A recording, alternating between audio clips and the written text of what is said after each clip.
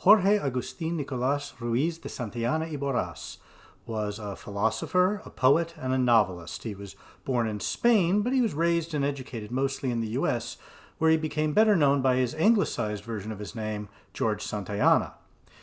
While he was working at Harvard in 1905, he started writing a series of treatises, which became known as Life of Reason, and that series of treatises included today's quote, "Those who cannot remember the past are condemned to repeat it." I've moved a couple of times in recent years.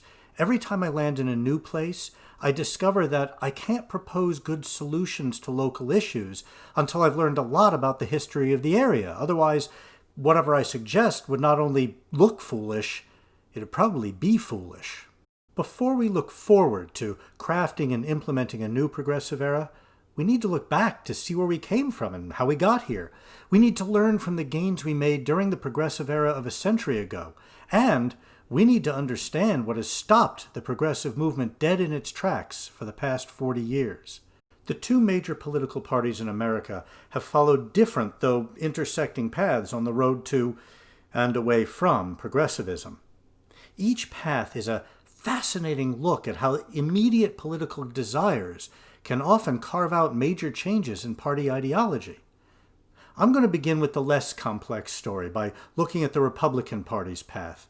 We'll take a look at how the GOP, which was progressive for a short while, has become the staunchly anti-progressive party in this episode of Progressive Solutions.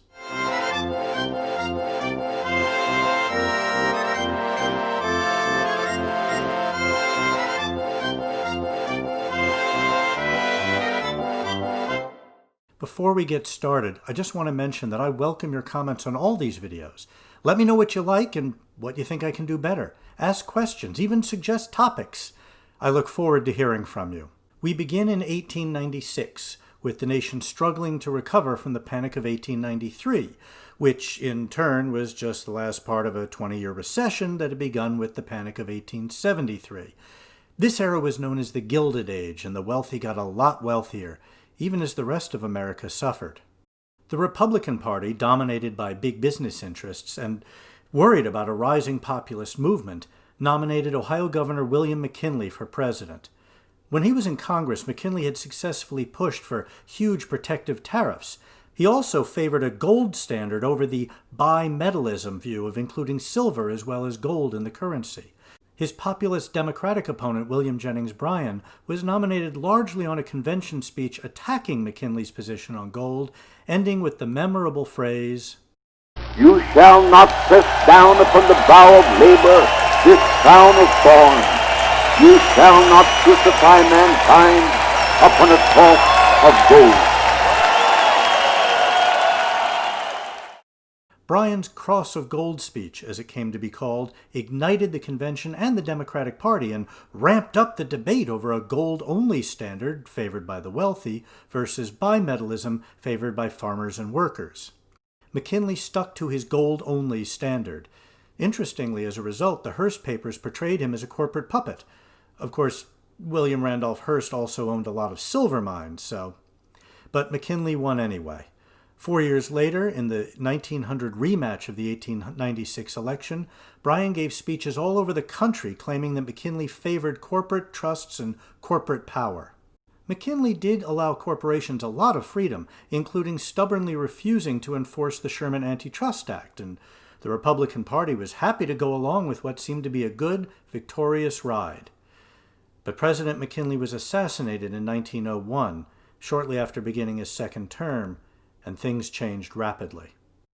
At the 1900 convention, Republicans nervously selected Theodore Roosevelt as the vice presidential candidate. They didn't particularly like Roosevelt, but they were afraid of Bryan's populism, and they knew that Roosevelt would be an energetic and magnetic campaigner, and really, whoever cared who the vice president was?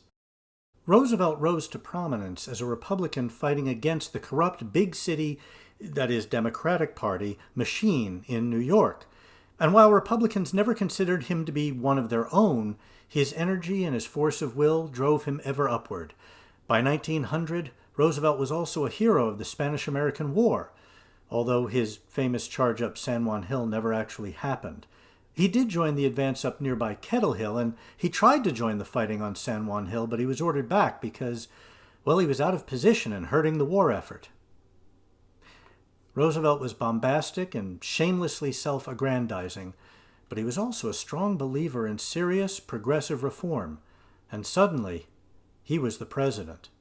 As president, TR fought to break up corporate trusts and regulate the railroads. He sought to end the corrupting influence of corporate money on politics, getting the Tillman Act passed in 1907 that prohibited corporate donations to federal campaigns. That law is still on the books. Roosevelt also fought for the Safe Food and Drug Act, the creation of the Bureau of Corporations to investigate corporate activities. This later became the central part of the Federal Trade Commission, and the Hepburn Act, which gave the Interstate Commerce Commission broad power to regulate railroad pricing. On top of that, Roosevelt almost single-handedly created the conservation movement, including pushing for what we would now call green development in Western lands. As much as he emerged as a leader of the progressive movement, however, the movement had begun without him, and it was rising to full force even as he entered the White House. In states all across the country, what future Supreme Court Justice Louis Brandeis would later call laboratories of democracy, progressive ideas were being implemented. States passed laws or amended state constitutions allowing for initiative and referendum, recall of elected officials, women's suffrage, much later resulting in the passage of the 19th Amendment, direct election of senators well before passage of the 17th Amendment, child labor laws, regulation of public utilities, workmen's compensation, and a lot more. Roosevelt happened to be a Republican and a progressive, and after his administration, there were a few other progressive Republicans, most notably Wisconsin Governor and then later Senator Robert La Follette. Even President Taft, who succeeded Roosevelt, tried to be a progressive, but in truth, the Republican Party knew which side its bread was buttered. And when Woodrow Wilson assumed some of the planks of the progressive platform in 1912, Republicans were happy to oppose them, even if it cost them the election. By 1920, Republicans were happily back in the corporate camp. Oh, they allowed some more progressive reforms when they had to, but starting with the Harding administration in 1921, Republicans cut taxes and regulations, fought against union rights, and returned to an isolationist foreign policy. Sound familiar? When Democrat Franklin Roosevelt was elected president in 1932, Republicans took an even sharper turn away from progressivism. For 3 years since the stock market crash, Herbert Hoover had tried desperately to stem the tide of the Great Depression, but without a progressive agenda, things just got worse. The Republican Party found its new identity in opposition to the New Deal. They've been trying to demolish Social Security since it began in 1935. They successfully challenged many other New Deal programs, getting the Supreme Court to declare them unconstitutional and basically stalling our emergence from the Great Depression. After World War II ended, Republicans returned to fighting against progressive ideas. They passed the Taft-Hartley Act in 1947 over President Truman's veto.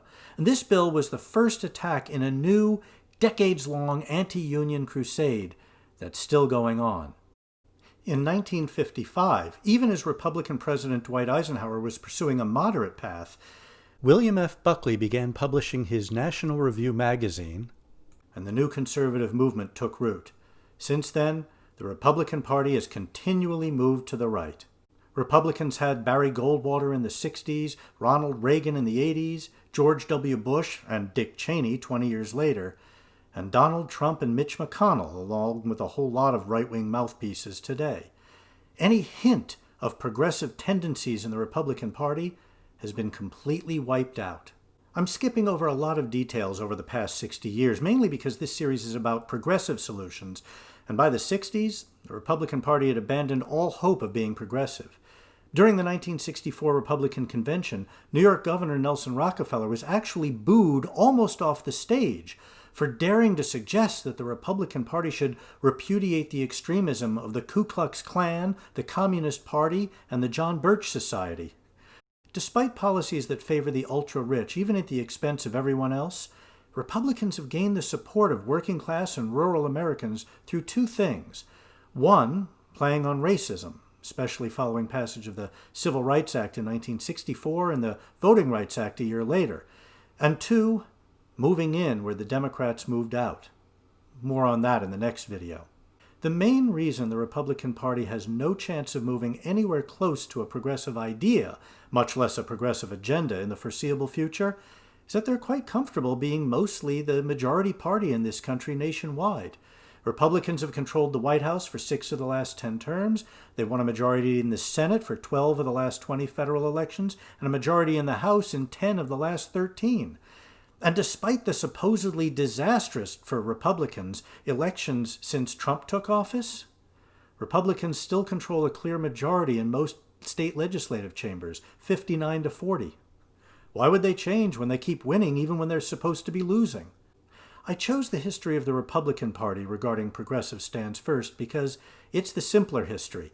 In the next video, I'll tackle the much more complex and nuanced Democratic Party history. In the meantime, if you like what you see, please click the subscribe button below and hit that thumbs up button as well. And again, I welcome your comments. In the meantime, if you like what you see, please hit that subscribe button below and also hit that thumbs up button. And again, I welcome your comments. Thank you for watching. Stay progressive.